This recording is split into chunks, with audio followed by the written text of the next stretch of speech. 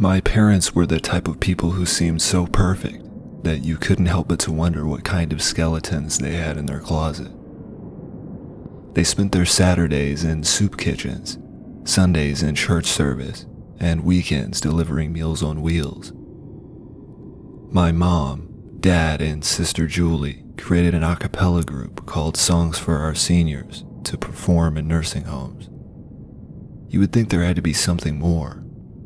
Humans were endlessly kind, and everyone had their sins and secrets.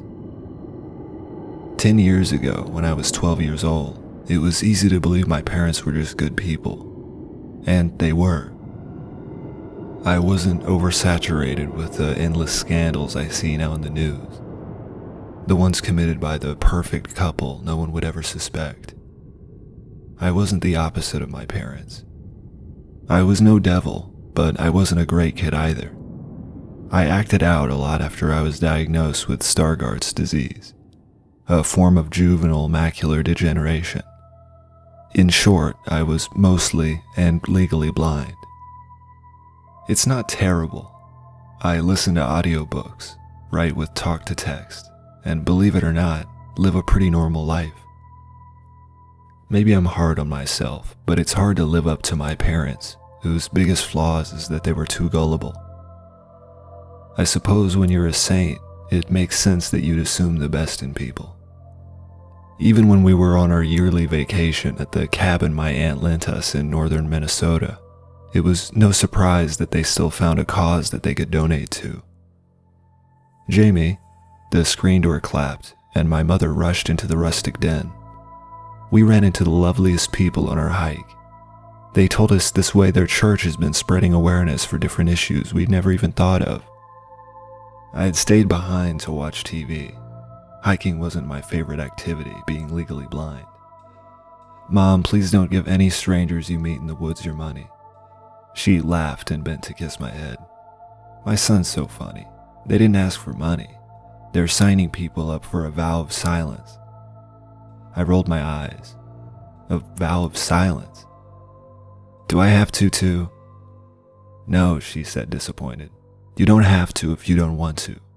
But they said our vow can be in the name of whatever we want it to be. The point is to make a sacrifice.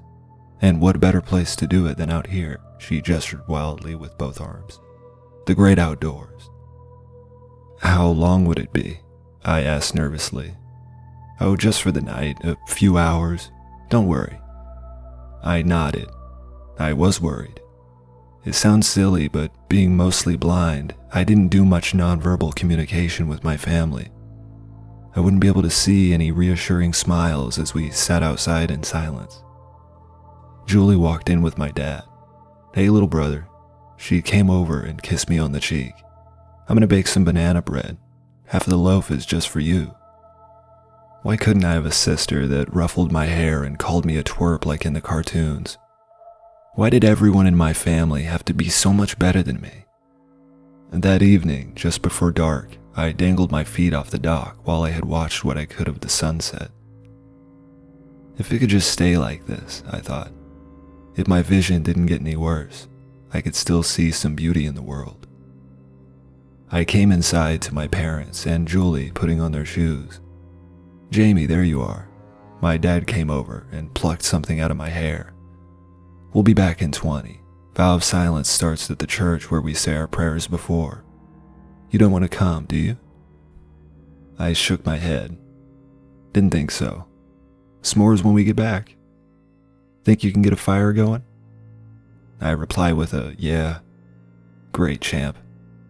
They seemed anxious and excited to leave, which wasn't like them. I remember thinking that maybe there was something they weren't telling me. A rarity. Be back in a jiff. A jiff it wasn't. An hour went by, with no sign of them. I tried calling, but their phones went to voicemail. The second time, I called my mom. I was out by the fire after getting it started. I froze and brought the phone down slowly, as I thought I heard a ringing far away in the woods. A part of me suddenly didn't want to reveal where I was, but I shouted anyway. Mom? There was a rustle and a thud in the distance, I started to back up, and soon I was sprinting. I tripped in the dark on the way to the door and got a minor concussion and a face full of pine needles, but I made it inside. I could hardly see a thing out the windows at night, not even shapes. There was the slight glow of a fire dying in the distance, but that was all. I sat by an open window and listened. A few minutes went by, and there was a sound like a creak of a rope under pressure, then all quiet and crickets. I thought something was horribly wrong, but 15 minutes later, I saw their headlight dancing down the rutted drive. I waited for them on the porch and listened to the car doors slam. "That wasn't 25 minutes," I yelled while they were still 50 feet away. No response. Of course not. Afraid by their lateness, I had forgotten about the stupid vow of silence. As a blind kid, the vow of silence was scary to me. I had this fear of not knowing whether my family was really my family when I couldn't hear them speak. But as they got closer, I was assured. My mother's birthmark on her cheek, my father's big nose, the smell of Julie's shampoo. They were all here. I sighed in relief. But something was off. My family seemed like they were all in shock. Even if they couldn't speak, I still expected them to be their bubbly selves. They were stoic and slow-moving, as if they were possessed. And I realized, frowning, they hadn't told me what the vow was for. I had a fire started, but it went out, I said. My mother put her hands on my shoulders and patted them. Then my father started towards the fire pit. She then took my hand, and we walked together through the woods to join him. Soon there was an enormous fire. My dad kept throwing logs and dragging great dead branches into it. "Whoa," I said as the logs popped and shot sparks. "This is a big fire." Julie came out with a paper bag from the kitchen, and I salivated, remembering s'mores. Things felt back to normal, and as the stress of the last 2 hours left, I felt immensely tired.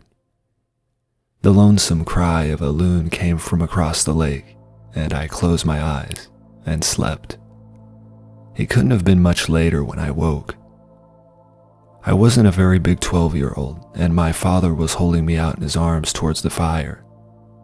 "Dad," I called out. "Dad, what are you doing?" My heart began to race as I realized maybe my perfect family wasn't so perfect. Or maybe they believed strongly in what I thought all along, that I wasn't perfect enough for them. The shape of my mom appeared in front of me.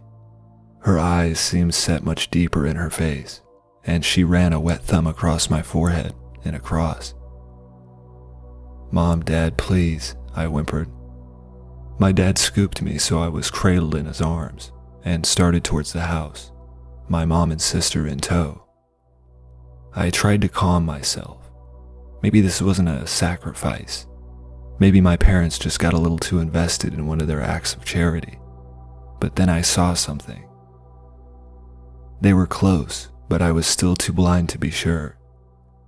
At the edge of the firelight, I saw what seemed to be the shapes of bodies hanging from trees. They swung gently at the end of the nooses. My dad kept carrying me to the house and into my bedroom. My mom peeled back the sheets, and as I was gently laid on the mattress, Julie tucked in the blankets around my neck. Then one set of cold lips after another kissed me goodnight. The three of them walked to the door and stood just a few feet away in the hall light. Just as I thought, my dad seemed to be just a few inches taller than I remembered. They placed their hands on their chins, and they peeled away their faces as if they were masks. They turned off the hall light and vanished into the black. I knew then, as well as if I had seen it with perfect clarity, that my parents and sister were hanging in the trees with their faces sawn off from their skulls. I didn't hear them walk away, and as I sensed them stare at me from the dark, I laid in bed crying quietly in terror, wondering the same thing as I do now each and every day. Who were those people?